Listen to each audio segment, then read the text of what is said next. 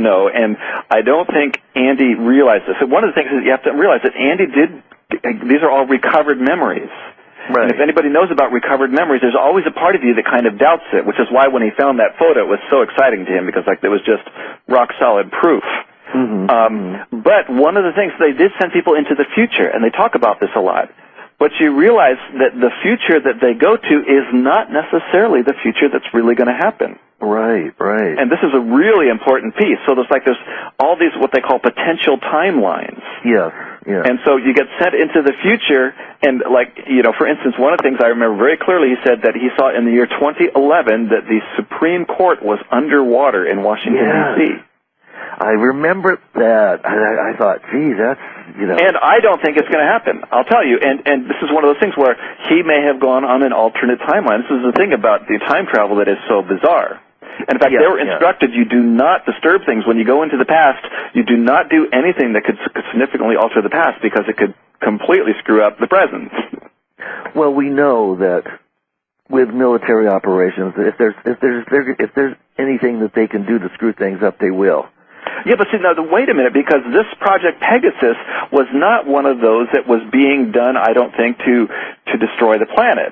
Oh, no. Or to enslave the planet. This is the thing. A lot of people think, everybody in the CIA is bad, or FBI and all those secret programs are all bad. Oh, heavens, no. That is not the case at all. A lot of these people see the bigger picture, and they're trying to get the Earth back on track so that we can become a more transformational place. That's right. And you want to hear something funny? You know who their major handler was? Who? Donald Rumsfeld. Well, yes, and I do acknowledge that Rumsfeld is not a pretty guy. No. Not. But if you talk to him about the overall purposes of the program, it wasn't nefarious. Right. They were trying to got that. Yeah. So there were some things. Donald Rumsfeld was involved, and so was Dick Cheney, I believe. Yeah, I'm sure. I'm sure. But yeah, one of the things that a lot of people don't understand, I've worked with the military, which was really helpful for me because I didn't know a lot about the military. But they are always talking about contingency planning. And what that means is you've got to plan for the worst case scenario. And because you're always planning for the worst case scenario, and then you have contingency plans and contingency plans for contingency plans. And so there's a way that they become very focused on the paranoid sort of way of thinking. Right. And it's this paranoid way of thinking that makes them sometimes look almost evil. And, sometimes there truly are, I don't believe there's any true deep evil, but there is subjective evil in the way I look at things. Yeah. And sometimes, the greed and power does get the better of people, and they do things that are very, very bad. Oh, absolutely. But at the same time, there's a lot of people, everybody has a part of them that wants to do the right thing. And almost all these programs are a mix. Yes. And I think you might have mentioned it, they're compartmentalized. So yes, right. Many people don't even know that they're contributing to something that might be killing off half humanity. They just know that they put this little piece together, and it goes into the next room, and somebody else takes the next step, and blah, blah, blah.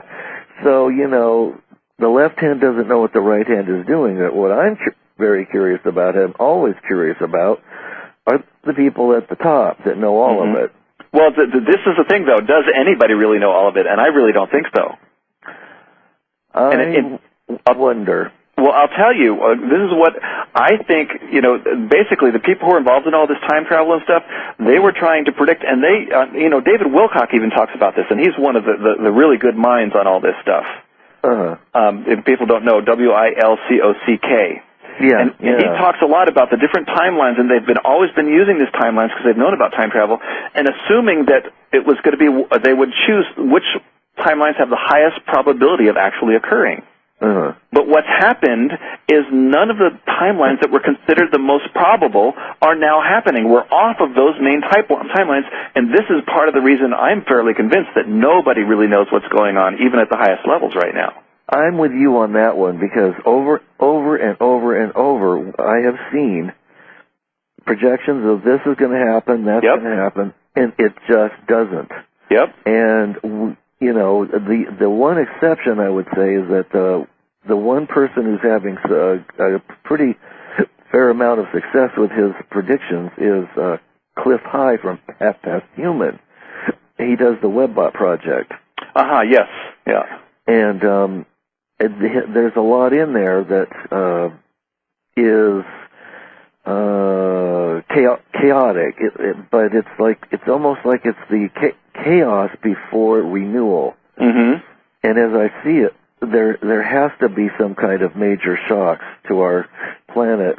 People need a shaking up. Our world needs a good shaking up, but it doesn't have to be the Armageddon scenario where two-thirds of the planet dives off. Absolutely not, and I don't think it's going to be at all. In fact, if anything, I think it's going to be the opposite. We've been in Armageddon since we were born. Yeah. We're on our way up now. We're coming out of the barrel, and what is it? Plato's allegory of the cave. Right, exactly. We're moving into the light, and it's going to hurt our eyes a little bit. So you bring your sunglasses. Yes. And there's good evidence of this, Lance. If you think about it, remember we grew up thinking that at any moment the world war could break out between the USSR and the United States, and at any moment our world could be destroyed. We grew up with that cloud in our consciousness continually. Yes. And that cloud is now gone. Well, yes. There's still now there's the terrorists who might do us in and all that sort of stuff, but people who are savvy are starting to see that it's all fear-mongering. Yes, it is. Yes, it is. And they're all forms of the same basic, you might say, plan to keep us all thrown off guard and keep us from realizing that we are connected. Right. The more that we can be kept divided and fighting amongst ourselves, we're under complete control. Mm-hmm. When we're angry, expressing anger and hatred and the rest of it, and divisiveness and judgment and the rest of it, those are all things that nail our spiritual feet to the floor. Mm-hmm.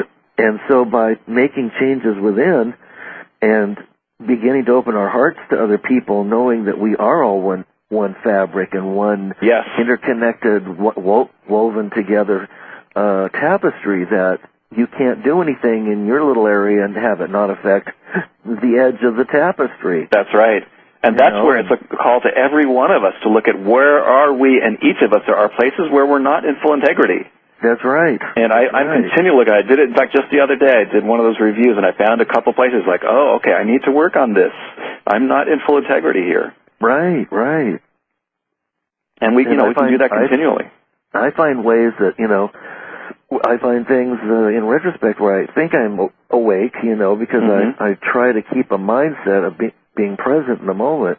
Yep. But it's sometimes that's just an automatic response, and I realize later, I wasn't present to certain things, so how can I say I was conscious in that moment? I wasn't. Right. So, you just have to continue to be kind to yourself as you see these things, because it's not a judgment, it's just an observation to help you move back onto the right track. Exactly. And a lot of people have a tendency to want to beat themselves up when they find it's like, I'm so bad, I shouldn't have done this. Yeah. But that actually doesn't really serve us either. No, not at all. It's like, I screwed up. Okay, and what's next? What do I do now to help balance that? Exactly. And just be aware. A lot of us are, imprinted from we're young, whether it's from our families or growing up, whatever, that, we're bad and we deserve to be punished. And that kind of programming is the stuff that's we can work on. That's actually a way of being out of integrity. Yeah, when we're seeing ourselves as bad, because the truth is we're all divine beings. Yeah, exactly. And when you can start unraveling that, and when you see it, okay, there I am again, looking at myself as a bad, terrible person. Okay. And I remember my deeper intention, I am a divine being manifesting, beauty or whatever you want to call it in the universe. Yeah, exactly. And when we come back to that, we can really start rocking this world. Oh, absolutely. I see so much insecurity in myself and in other people, from years of feeling that we're less than, that, everybody else is more than we are. And these are all just beliefs that need to be brought up, examined, and released. Right, and it's not about repressing them, which is the old way. The old way is like you shut out anything that's kind of shadow material, that's dark or scary like that. But now it's like, no, let them come up fully. It's like, okay, there's that part of me that wants to beat myself up or that wants to do whatever, and fully acknowledge, like, okay, there it is. And if you can't, even trace the roots and go, okay, and then come back, what is my deeper intention here? And so it's, because I do think that the repression of the shadow is what caused a lot of the kind of crazy stuff going on in the world. Oh, absolutely. I couldn't agree with you more. And the other thing is just one last little piece of information here is that before we can be loving anyone else, because we're all looking for love in usually the wrong places, we need to start with ourselves. You bet. And until we learn how to love ourselves unconditionally, there is not a prayer in the world that we will have a fulfilling relationship with a partner, especially if that partner doesn't have self-love. So, it's vital to be able to at least love ourselves as much as we love our own four-legged animals. Yes.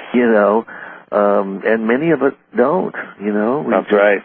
We haven't reached that point yet. Yeah, we love our dogs much more than we love ourselves. A lot of people, Well, Fred, we're coming to the end of the show, and would you want to let us know what your websites are again? Leave us with some kind of positive thought for the night. Yeah, the website that lists all of our websites, again, is peerservice.org. That's www.peerservice.org. And then the popular one for the cover-ups is wanttoknow.info, www.wanttoknow.info. And, I guess the thing I would say, I would really like to tell everyone is that you and we are amazingly powerful, beautiful beings. And that by opening to this and remembering this, even as we see the disempowering parts of ourselves and other people, remember that on the deepest levels we're all powerful, beautiful, loving beings. Yes. And when we move from that place and remember to come back to that place, we're going to really start having a great time transforming ourselves and transforming our world. And thank you for being here, and thank you for joining me and joining us in this wonderful play. Well, thank you, Fred. You're magnificent as always. And thank you. As I said, I highly encourage everyone to check out all your sites, donate if possible at all. This is one of the best causes on the Internet. Thanks so much, Lance. All right, and I look forward to seeing you again sometime soon. You bet. We have to meet in person sometime, too. Yes, well, I'm going to come down to the Bay Area sometime in the next few months. Great. Definitely let me know. All right. All right, thanks. All right, much love to everyone. Good night, everybody. No, and I don't think Andy realized this. So one of the things is you have to realize that Andy these are all recovered memories. Right. And if anybody knows about recovered memories, there's always a part of you that kind of doubts it, which is why when he found that photo, it was so exciting to him, because it was just rock-solid proof. But one of the things, they did send people into the future, and they talk about this a lot. But you realize that the future that they go to is not necessarily the future that's really going to happen. Right. And this is a really important piece. So there's all these what they call potential timelines. Yes. And so you get sent into the future, and for instance, one of the things I remember very clearly, he said that he saw and was being done, I don't think, to destroy the planet. Oh, no. Or to enslave the planet. This is the thing. A lot of people think, everybody in the CIA is bad, or FBI and all those secret programs are all bad. Oh, heavens no. That is not the case at all. A lot of these people see the bigger picture, and they're trying to get the Earth back on track so that we can become, when you go into the past, you do not do anything that could significantly alter the past, because it could completely screw up the present. Well, we know that with military operations, if there's anything that they can do to screw things up, they will. Yeah, but see, now, wait a minute, because this Project Pegasus was not one of those that in the year 2011 that the Supreme Court was underwater in Washington, D.C. I remember that. I thought, geez, that's, And I don't think it's going to happen. I'll tell you. And this is one of those things where he may have gone on an alternate timeline. This is the thing about the time travel that is so bizarre. And in fact, they were instructed you do not disturb things